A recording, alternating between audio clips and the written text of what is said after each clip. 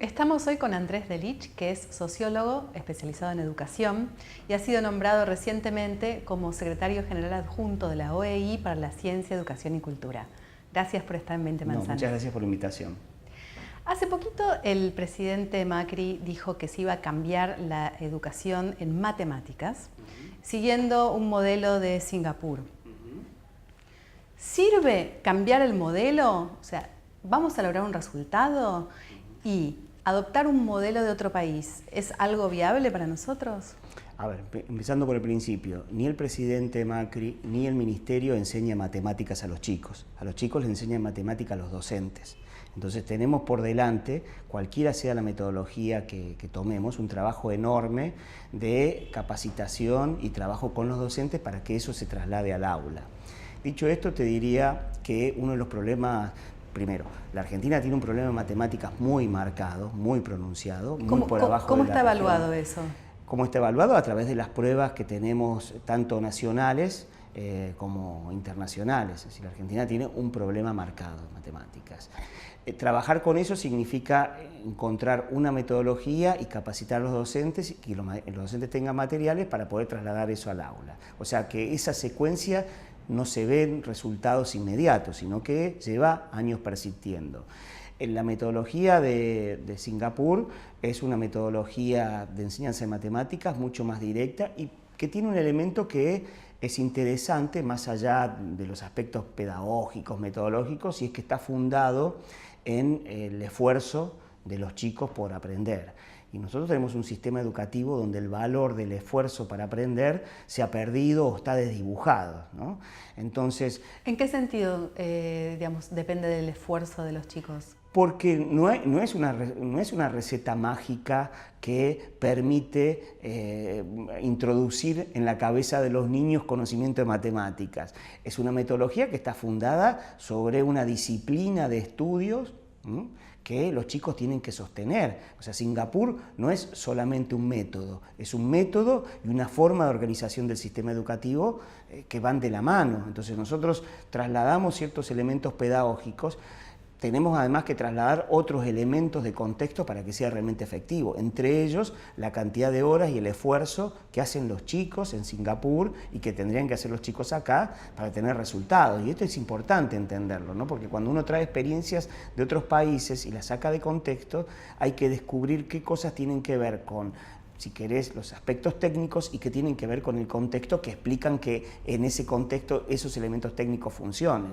Por eso digo que para nosotros traer cierta metodología que vulgarmente se conoce como el método de enseñanza de matemática de Singapur, no solo significa traer algunos aspectos técnicos de cómo enseñar matemáticas, sino además incorporar otros elementos de contexto que son muy interesantes para, yo diría, el nivel de desorden, por decirlo educadamente, que tienen hoy las aulas argentinas y las escuelas argentinas. Y esos elementos que son de cambio cultural o incluso que también tienen que ver con los hogares de donde los chicos provienen, ¿no? ¿Desde qué ámbito salen, digamos? Y lo mismo, y acá viene todo el tema de federalización, ¿no? Porque nosotros vivimos en un país federal donde, sí, claro, en realidad la enseñanza, la educación depende de las provincias. Este es un ejemplo donde se define una política nacional donde se dice vamos a cambiar el método de enseñanza de matemáticas porque realmente estamos muy mal en esto, tenemos que cambiar algo. Desde la decisión esa que se toma a nivel nacional, ¿cómo se desprende hacia las provincias? Desde la decisión que tomó el ministro de Educación y el programa que presentó, eso hace escasos días fue aprobado en el Consejo Federal de Educación, que es el organismo que tienen la política educativa argentina para... ¿Funciona? Sí, funciona. ¿Funciona bien? No, bueno, uno siempre puede discutir acerca de todas las decisiones que toma, no, pero en este caso, por lo menos, tomó la iniciativa del Ministerio de Educación, la hizo propia y ahora, por supuesto, resta ver cómo eso se traduce efectivamente en que llegue al aula de los alumnos. Estamos hablando, fíjate, de una cadena que tiene al ministro de Educación, el Consejo Federal, los ministros provinciales, los supervisores, los directores, los maestros y el alumno. Bueno, esa cadena larga que implica distintos roles de cada uno de esos elementos de la cadena, ahora hay que ponerlos en funcionamiento y esperar resultados, no en lo inmediato, no hay que ser ansiosos. Este tipo de modificaciones impactan en el... no digo en el largo plazo, pero tardan seguramente varios años. ¿Hay algo en educación que se haya sostenido? No, a lo largo del tiempo, algunas políticas que realmente se han sostenido. Digo, nosotros en la OEI ahora estamos por publicar una investigación. Se están cumpliendo el año que viene 25 años desde que se armó el aparato de evaluación de la calidad educativa en Argentina. La OEI ha decidido rescatar toda esa experiencia que ha habido a través de varios gobiernos de distintas orientaciones. Vamos a presentar seguramente un material y una investigación tratando de recuperar todo lo que se ha producido. Ahí ese es un ejemplo de un cambio institucional que se ha sostenido en el tiempo, que siempre tiene, como todas las políticas públicas, discusiones alrededor de si en tal etapa fue mejor o peor, hay discusiones técnicas alrededor muy especializadas, si la evaluación logra tomar exactamente lo que está sucediendo o no, no importa, pero digamos, una decisión que se tomó en la década del 90 de armar un aparato de evaluación de la calidad se ha sostenido hasta el día de hoy, pasando por gobiernos tan disímiles como fue el gobierno de Menem, el gobierno de la Rúa, el gobierno del kirchnerismo y ahora Macri, ¿no? Entonces ahí tenés un cambio institucional que se ha sostenido. Ahora, si vos me preguntaras cuánto de esa información ha impactado en las escuelas, ahí entramos en otra discusión, en otra conversación. Hablabas antes del esfuerzo y de que no es algo que le salga naturalmente al alumno argentino, sí, que necesitamos un cambio cultural, tal vez ahí. Otros temas también con la cultura. ¿Vos crees que hay una tensión entre inclusión y meritocracia en la educación? O sea, ¿que hay algo no resuelto ahí por parte de los argentinos? Hay una tensión. A ver, primero un pequeño comentario, ¿no? La tensión en términos educativos siempre se habla entre la inclusión y la calidad, ¿no? Esta idea que suele circular acerca de que si aumentás la cantidad de alumnos o del sistema, caes en calidad, como si hubiera una relación en eso. Discusión que hay a lo largo de todo el sistema. Si te vas a la universidad, también suele ser un tema de discusión y demás. Esa puede ser una discusión teórica, si querés. En términos de políticas públicas, diría que es un desafío, no una discusión. Un país que quiere ser democrático y tener movilidad social debe incluir a todos y darle educación de calidad. O sea, en la universidad podés discutir si esa tensión. En las políticas públicas no la podés discutir porque es un desafío. Claro, pero una vez que los incluís y ya están, digamos, están todos siendo educados, también cómo los educás y si promovés que haya, digamos, un premio al esfuerzo, un premio al resultado, o si pensás que eso puede llegar a ser estigmatizante para los otros alumnos que no lleguen a alcanzar esos resultados. O sea, ahí me parece yo creo que premiar al tensión. que se esfuerza no puede ser nunca estigmatizante. ¿Cómo va a ser estigmatizante? Al contrario, ¿no? Yo creo que es estimulante que haya un mecanismo en el cual vos premias a los que más se esfuerzan, los que mejores resultados logran. El problema que tiene el sistema educativo es que no solo debe afrontar sus propias limitaciones para mejorar la formación de los alumnos, sino que se tiene que hacer cargo también de las inequidades de la sociedad. En la sociedad están distribuidas de forma desigual no solo las riquezas, sino también el conocimiento. Y este es un punto central. La escuela adopta, es el instrumento republicano que tenemos en una sociedad democrática para igualar las oportunidades. Entonces la escuela se tiene que hacer cargo de sus propias deficiencias y nos hacemos cargos, pero también la sociedad tiene que entender que la escuela está haciendo un trabajo fenomenal para superar lo que no corresponde a su ámbito, que son las diferencias sociales, las diferencias de riqueza cultural que hay en la sociedad. Este es el desafío enorme. Ese es el desgaste que tienen los maestros. Ese es el desgaste, esos son los problemas, esos son los desafíos que tienen los maestros. Ahora, para eso estamos en el sistema educativo. Tampoco nos podemos quejar de eso. Cuando yo muchas veces discutimos con maestros y me dicen, mirá, los chicos llegan de esta forma, llegan de otra forma y en general tienen que ver con contextos sociales, yo le digo, bueno, pero para eso estamos.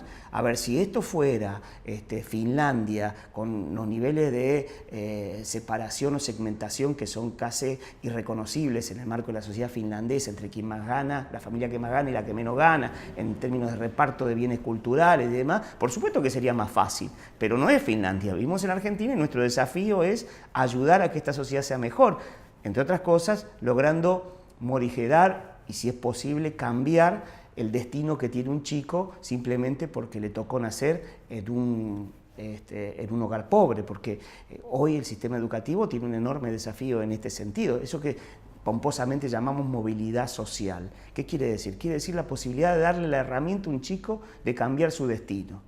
Un chico, y ahora sucede en América Latina y sucede mucho en la Argentina, está marcado su destino por el hogar de origen. Y esto es terrible, esto es antidemocrático.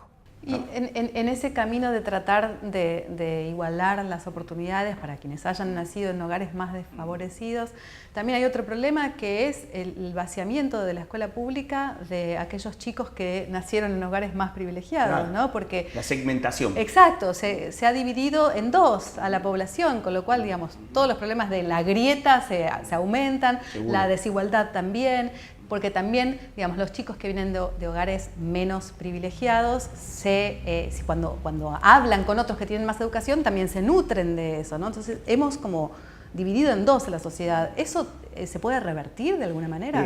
A ver, el camino es volver a una escuela pública de excelencia. Digo volver porque alguna vez, en realidad, en Argentina, la escuela pública era de excelencia y la escuela privada era una opción que tenía que ver con condiciones religiosas, digamos, opciones de tipo ideológica, o de los chicos, entre comillas, que tenían algún problema, pero la escuela por excelencia era la escuela pública, y sobre todo si era el nacional en la secundaria, ¿no? Bueno, lo que garantizaba esa mezcla social, que era tan importante para la Argentina, era el reconocimiento en términos de la sociedad de esa escuela pública.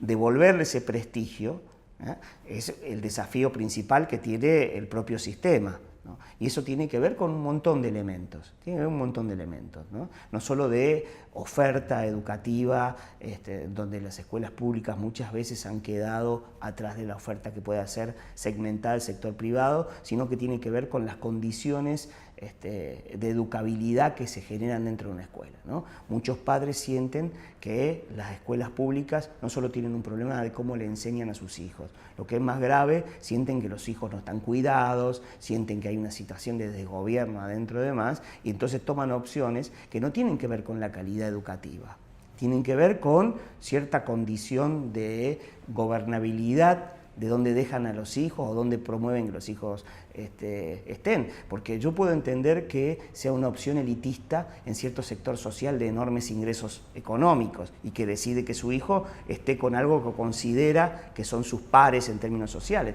Pero una buena parte de la educación privada está fundada en gente de escasos recursos y que hace un esfuerzo enorme por poder pagarle una escuela, como decimos habitualmente nosotros, parroquial o barrial, de características privadas, y no está haciendo ni siquiera una opción de calidad, porque no mira los resultados de calidad de la escuela. Lo que está mirando son otros aspectos que siente que son más importantes o que son importantes y que no están garantizados en la escuela pública y sí están garantizados en una escuela privada. Y eso es lo que ha perdido la escuela pública, ¿no? Pero también la excelencia.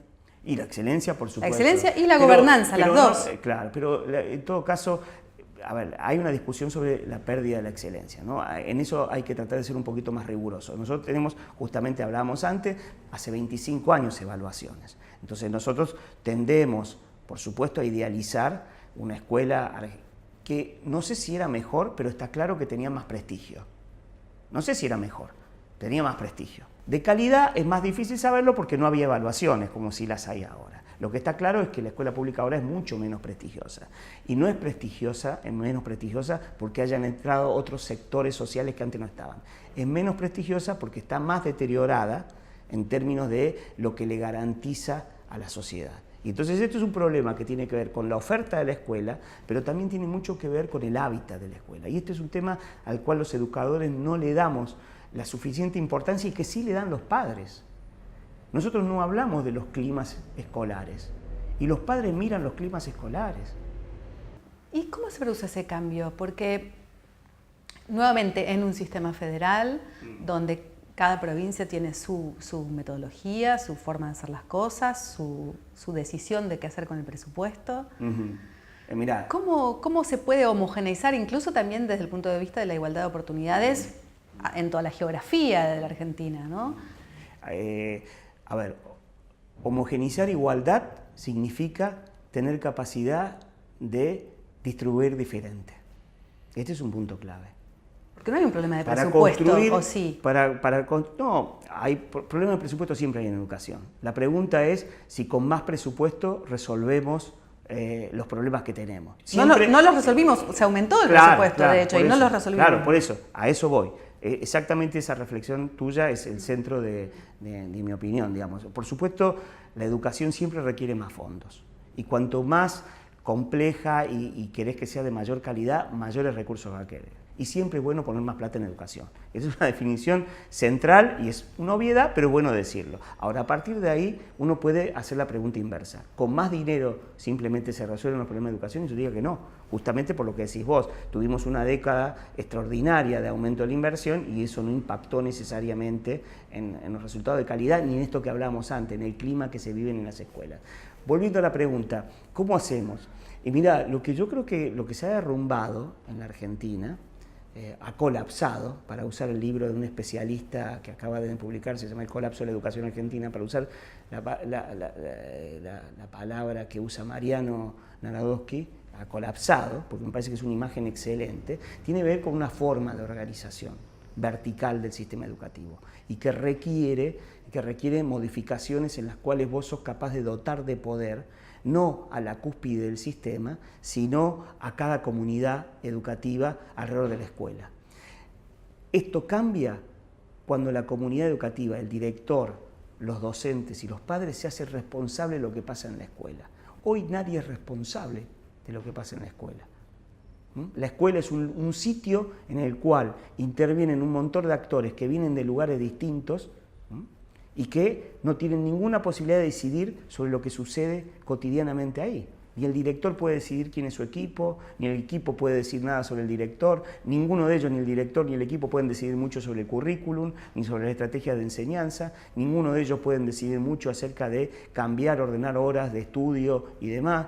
¿Vos decís que hay que descentralizar más las decisiones? Yo creo que hay que autonomizar más a las escuelas. Ahora, autonomía no quiere decir abandono y no quiere decir dejar las escuelas sin ningún marco de responsabilidad. Cuando vos asumís responsabilidades, cuando tenés mayor libertad, asumís responsabilidades y este es un punto central. Entonces, las escuelas deben ser dotadas de mayores herramientas para tener capacidad de construir ese clima escolar para poder diseñar en mejores condiciones, impactar a las debilidades y fortalecer lo que tienen de bueno esa comunidad escolar, pero a la vez también tienen que hacerse responsables de algunas cosas. Por ejemplo, tienen que hacerse responsables de que los chicos permanezcan todos los años de estudio que la ley dice. Y segundo, tienen que hacerse responsables de que consigan un mínimo fijado nacionalmente en términos de estándar de calidad. Y eso es a través de las evaluaciones. A través de las evaluaciones, no solamente las externas, sino las internas. ¿Y cuáles son las consecuencias o cuáles tendrían que ser las consecuencias de no asumir correctamente esa responsabilidad? Bueno, por ejemplo, en Brasil, esa autonomía a través de un sistema del IDEB que armó el gobierno de Lula, que es muy interesante, son dos variables básicas estas que te estaba señalando, las evaluaciones de resultados en dos pruebas nacionales, más la capacidad de retención de los chicos, daba un índice, el índice IDEB. Este índice IDEB era progresivo, y las escuelas tenían que ir alcanzándola. En la medida en que las alcanzabas, estaba muy bien, seguramente tenías mayores recursos. En la medida en que no las alcanzabas, había una mayor intervención del Estado en términos de esa comunidad escolar, interviniendo la dirección y demás, para rearmar los proyectos institucionales y lograr que alcanzaran los estándares que el IDEB establecía. Entonces, porque también ahí hay un desafío de la escuela pública. Para nosotros la educación no es equivalente al mercado. Nosotros no hay ganadores y perdedores. Nosotros tenemos que ser ganadores a todos. Ese es el desafío, esa es la diferencia entre el mercado y el Estado y la política pública. Nosotros no podemos decir ganaron 8 y perdieron 2. Nosotros vamos a hacer que los 10 chicos terminen la escuela en condiciones y con competencias. Ese es nuestro desafío. Cuando nosotros no logramos que terminen 10 y apenas logramos que terminen 5, estamos fracasando en nuestra tarea. Y cuando además de esos 5, el 80% son chicos pobres, estamos todavía fracasando mucho más. En simultáneo con estos desafíos que tenemos en la Argentina, también están los cambios tecnológicos acelerados que se están viviendo, que le hacen a uno preguntar cuáles son las competencias que tiene que tener un chico que egresa de la escuela, ¿no? Sí, claro, claro. Bueno, es una discusión que en realidad no solo tiene que ver con la tecnología. Hace 20, 30 años ya en educación estaba y tenía que ver con todo el desarrollo de las habilidades emocionales. Ahora se vinculan más a otro tipo de también habilidades vinculadas a más tecnológicas y demás, pero el corazón de la discusión es acerca de las habilidades emocionales y demás.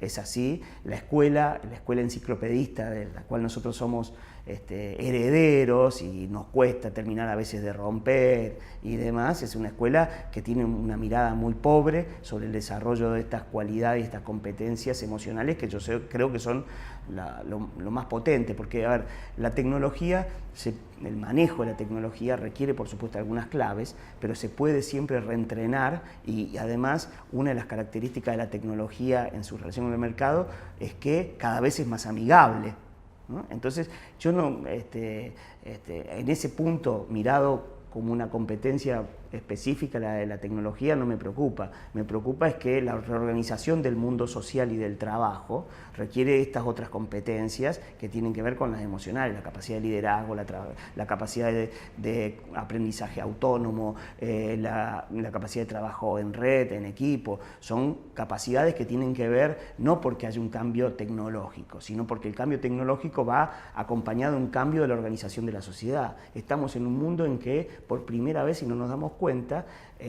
aquellos que vivimos en las ciudades somos más de los que vivíamos en el campo. Parece mentira, pero recién ahora el mundo está pegando una vuelta en el siglo XXI y se ha convertido realmente en ciudades urbanas.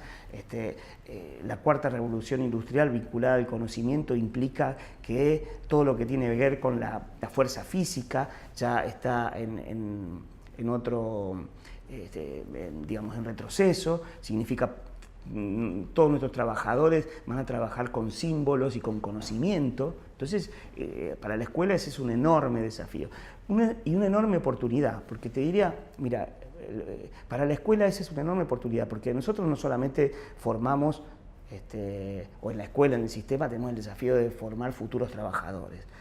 La escuela sigue siendo una herramienta central para construir ciudadanía democrática.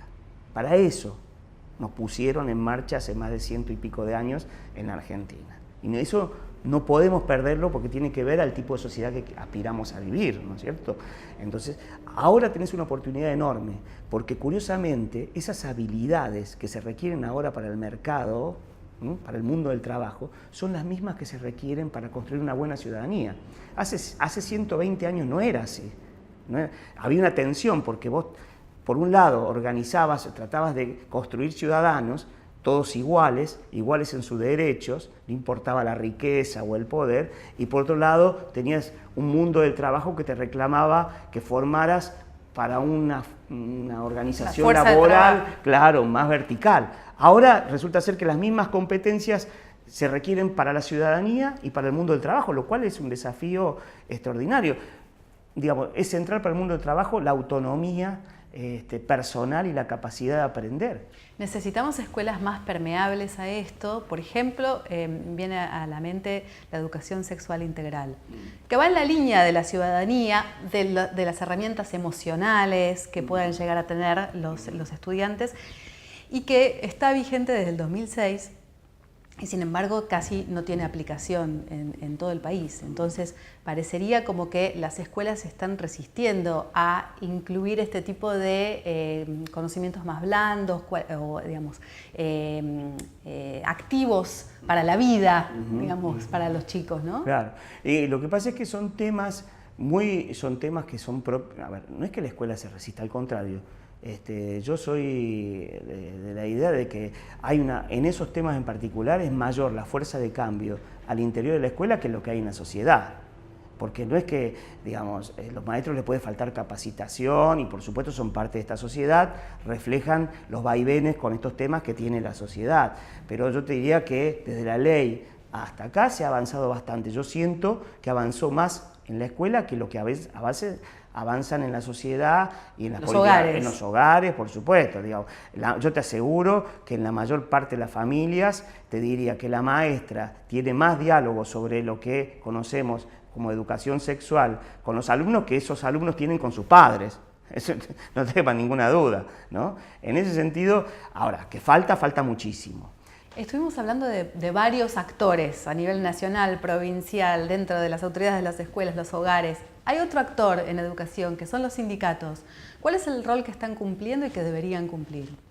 Bueno, y ahí entramos en un campo de opinión, por supuesto. Digo, habría que hacer una investigación más seria. Yo creo que están cumpliendo un muy mal papel, pero que tienen que ver esto con dos elementos. Primero, a cierta condición de ingobernabilidad en la que ha entrado el sistema educativo argentino. O sea, hay un problema, si vos me decís cuál es el principal problema que tiene el sistema educativo, uno puede hacer una lista de muchísimos. Yo te digo, el problema es que no sabemos quién gobierna este sistema educativo. ¿Quién lo maneja? ¿El ministro?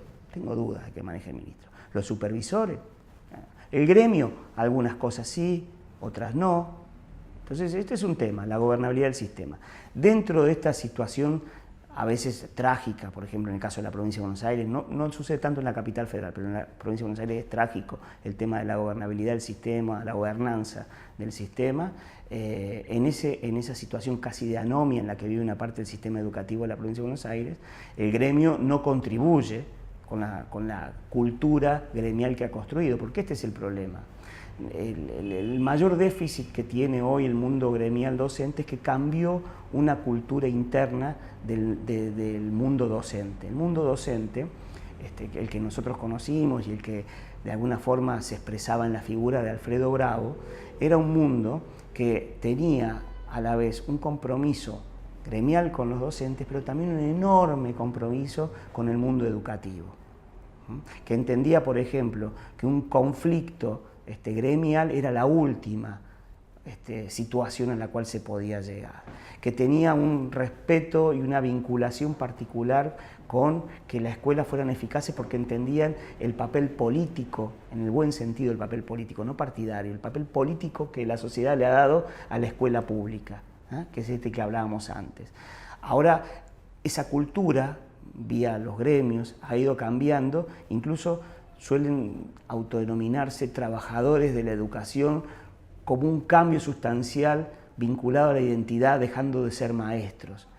Y yo termino viendo en eso esta situación de esta cultura gremial que hace que ponga en el centro un grupo de derechos docentes malentendido, esa es otra discusión, no importa, bien o mal entendido, esa es otra discusión, pero digamos, ponga en el centro eso y no la educación y la escuela. Y en ese momento es cuando entramos realmente en conflicto, cuando los intereses gremiales y cuando esta identidad de trabajador de la educación se pone por encima del valor de la educación y la escuela.